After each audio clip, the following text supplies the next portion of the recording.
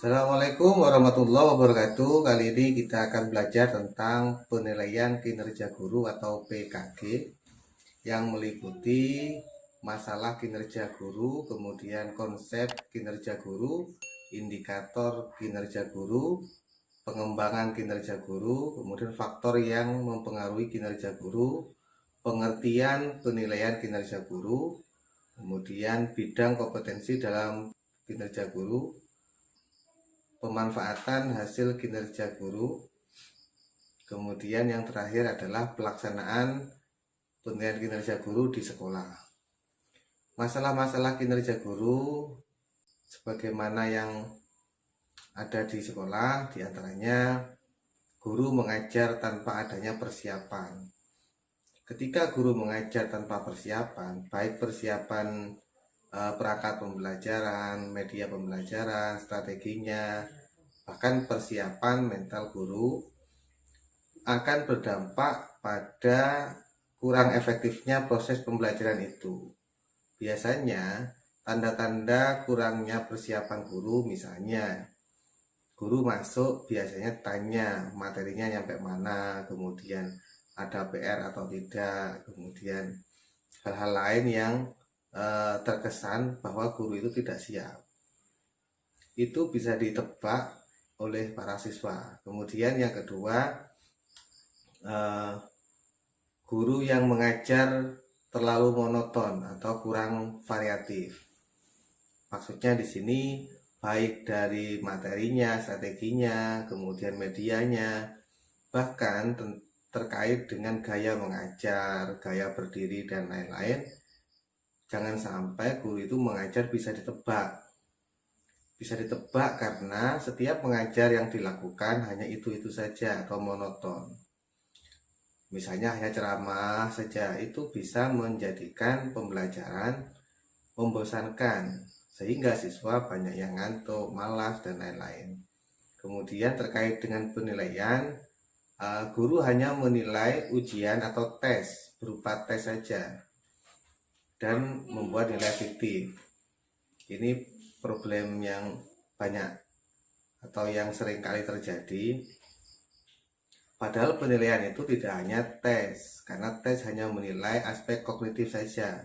Padahal penilaian itu bisa berupa proyek, bisa berupa portofolio, kinerja, afektif, dan lain-lain.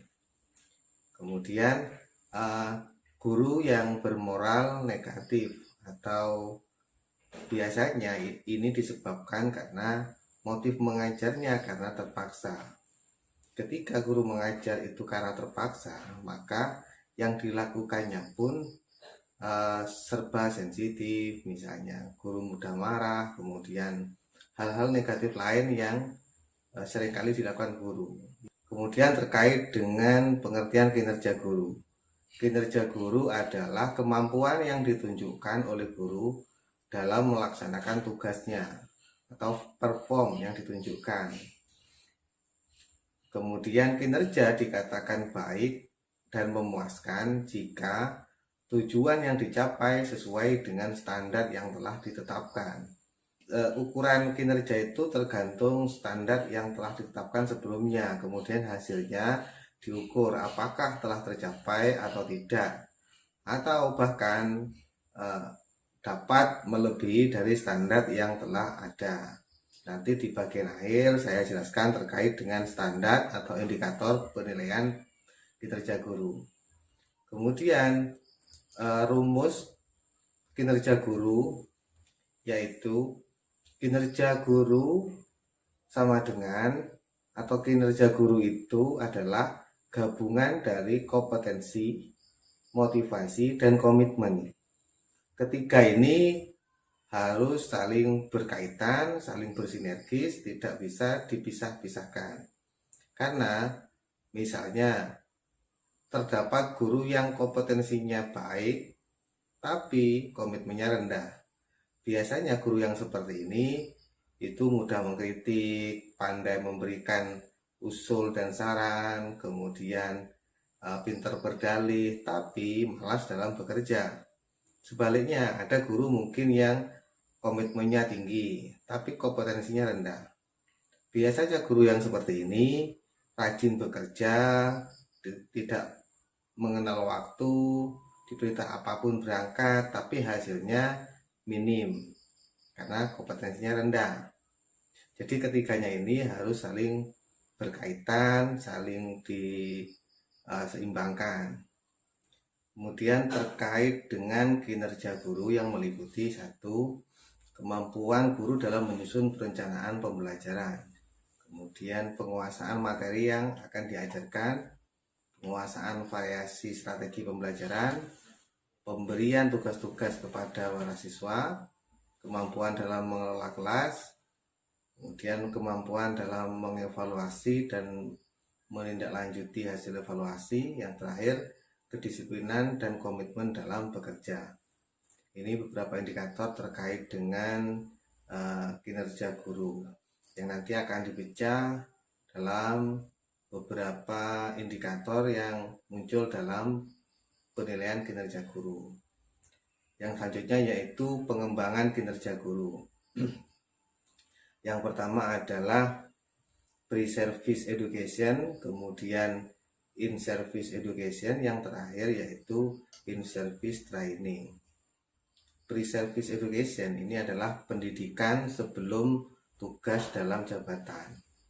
Artinya seperti mahasiswa yang kuliah di Fakultas Tarbiyah dan Ilmu Keguruan misalnya.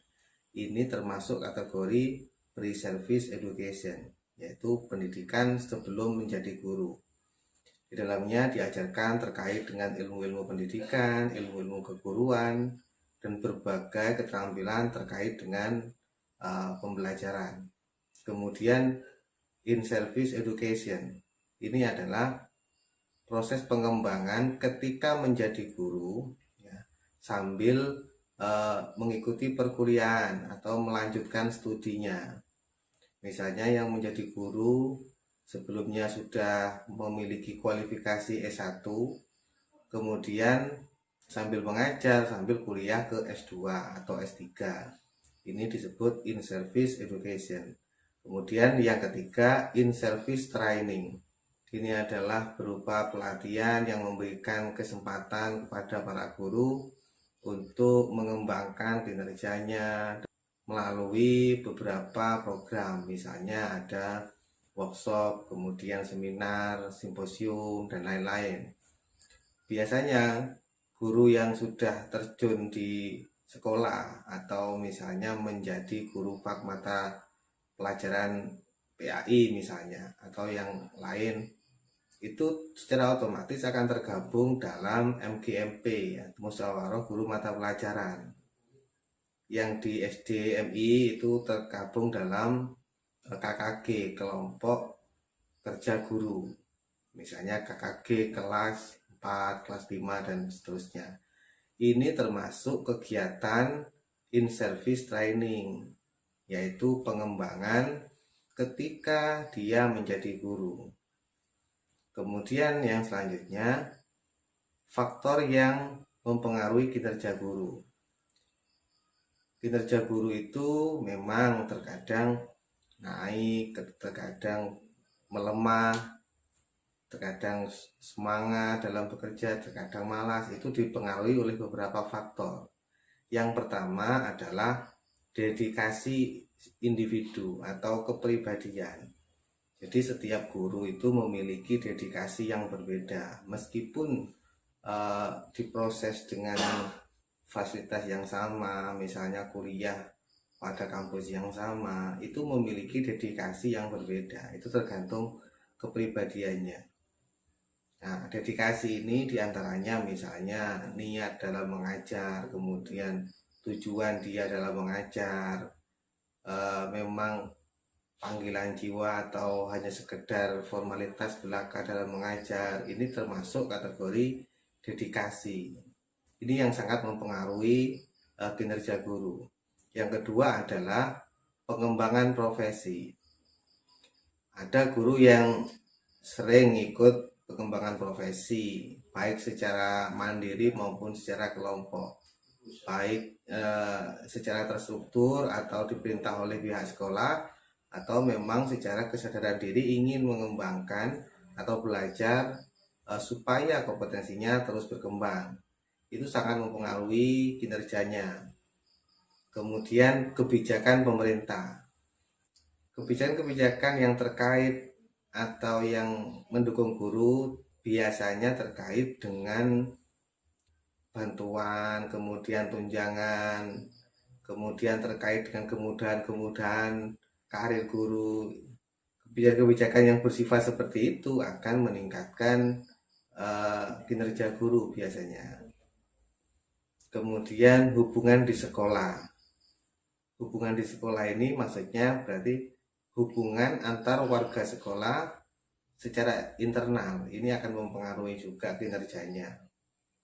Misalnya bagaimana hubungan kepala sekolah dengan guru, hubungan guru dengan sesama guru, hubungan guru dengan para siswa.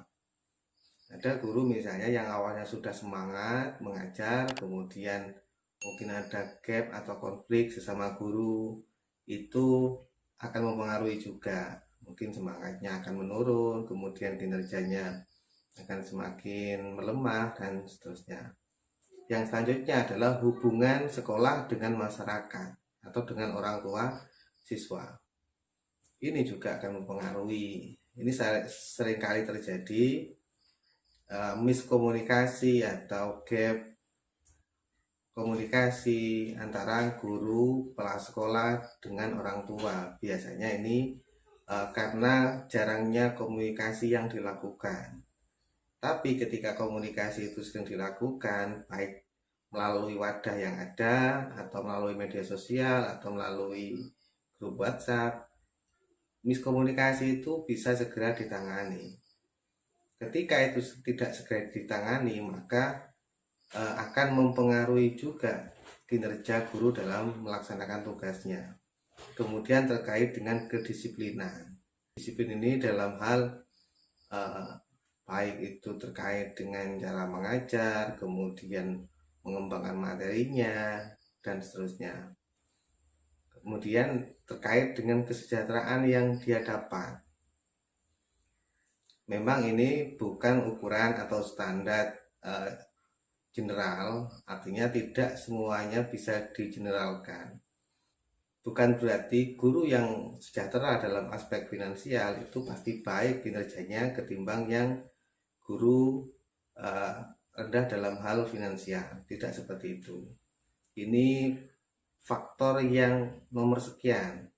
Karena memang faktanya dulu misalnya asumsi awal sebelum kebijakan sertifikasi diluncurkan itu asumsinya yaitu ketika guru diberikan kesejahteraan tunjangan sertifikasi maka kinerjanya pasti meningkat.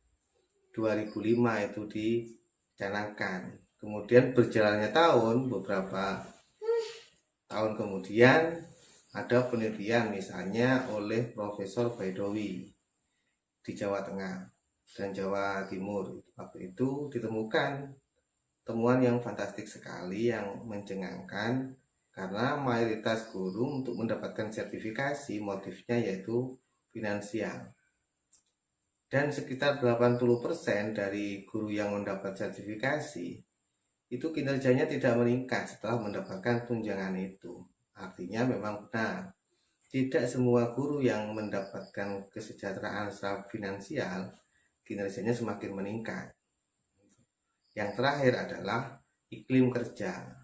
Iklim kerja itu akan mempengaruhi kinerja guru itu sendiri. Misalnya di lingkungan sekolah itu sangat menjunjung tinggi spiritualitas dalam bekerja misalnya. Ditanamkan di situ misalnya oleh kiainya atau oleh kepala sekolahnya bahwa bekerja itu ngalah barokah misalnya seperti itu. Karena itu sudah tertanamkan, maka guru-guru bekerjanya memang karena motif itu namanya iklim kerja. Iklim kerja itu terkait dengan visi, budaya, interaksi, dan lain-lain. Yang selanjutnya terkait dengan penilaian kinerja guru atau PKG. PKG adalah penilaian terhadap tiap butir kegiatan tugas utama guru dalam rangka pembinaan karir, kepangkatan dan jabatannya. Angka kredit dalam PKG umumnya dikumpulkan pada waktu 4 tahun sekali. Kemudian PKG untuk menghitung angka kredit dilakukan setiap akhir tahun terhadap 14 subkompetensi guru. Nah, ini PKG secara formal itu dilakukan oleh para guru PNS dengan tujuan untuk penilaian angka kredit. Tapi ada PKG yang substansial. PKG yang substansial ini diikuti oleh semua guru karena memang dibutuhkan untuk melihat kinerjanya dan tujuannya untuk memperbaiki kinerja di masa yang akan datang. Tapi PKG dalam Permenpan nomor 16 tahun 2009 ini terkait dengan kenaikan pangkat. Nah, terkait dengan kenaikan pangkat ini biasanya dilakukan 4 tahunan. Jadi setiap tahun ada PKG, kemudian 4 kali PKG, maka itu diajukan sebagai kenaikan pangkat seperti itu. Kemudian bidang kompetensi apa saja yang dinilai?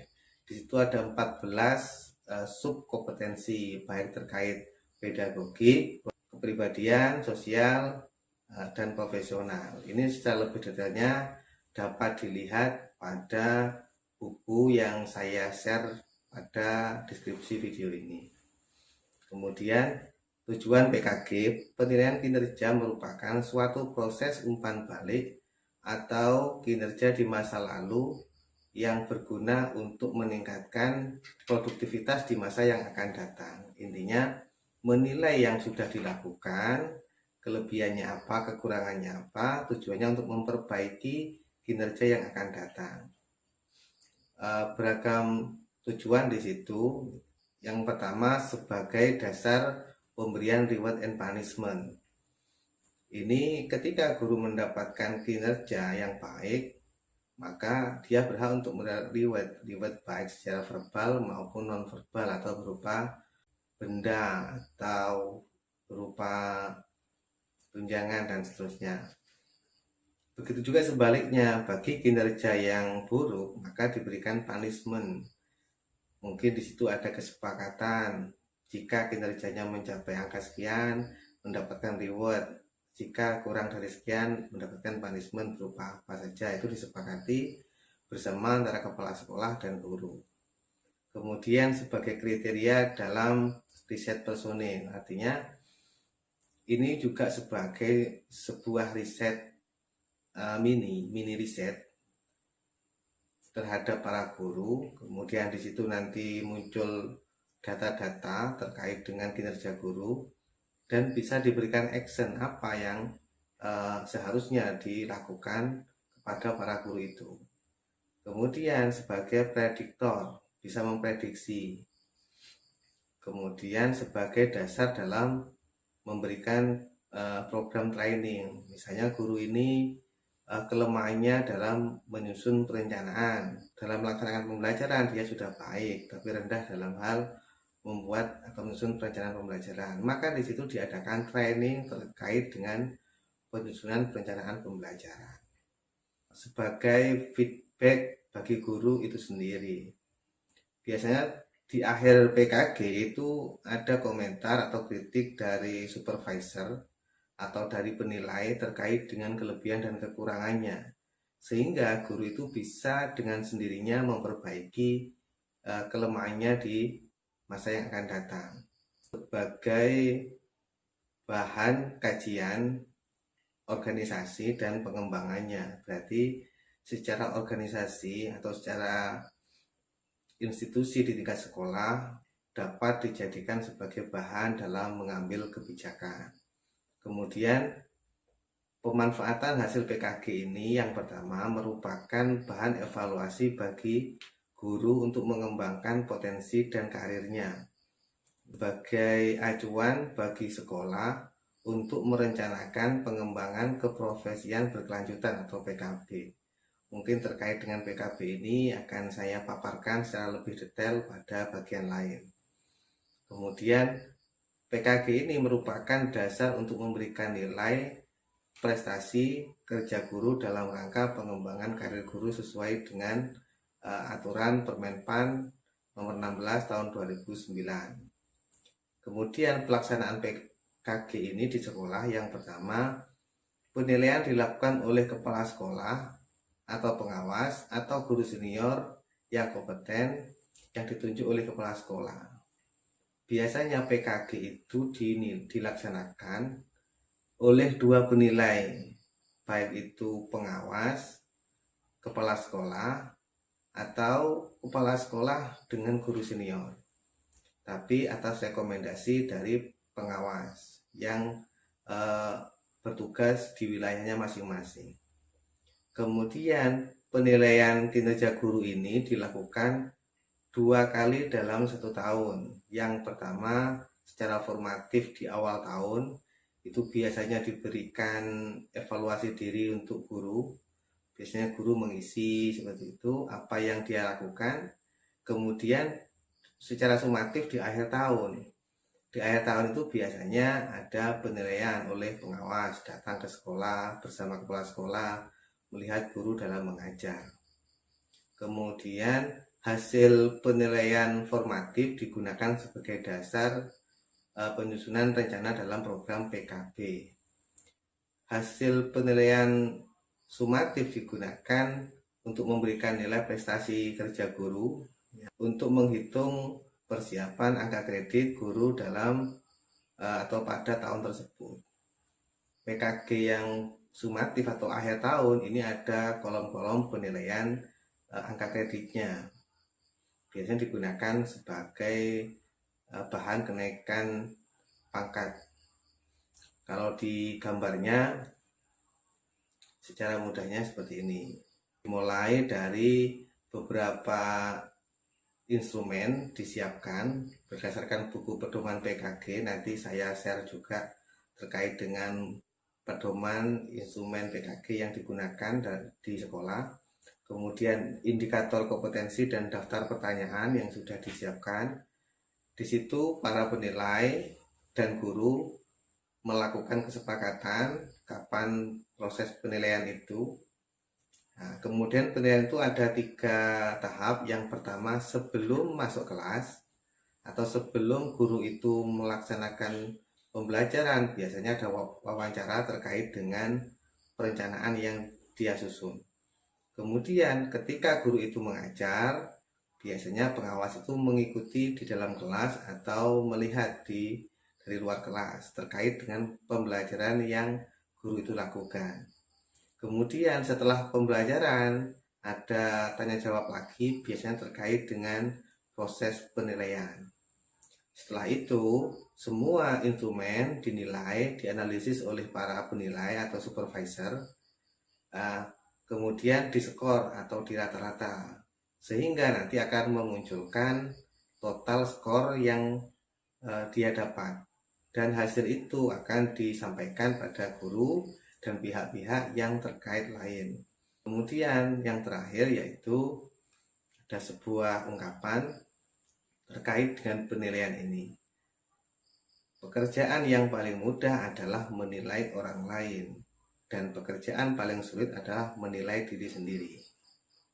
Itu ada beberapa karikatur terkait dengan hal ini. Bisa direnungkan sendiri, bisa dipikirkan sendiri apa maknanya.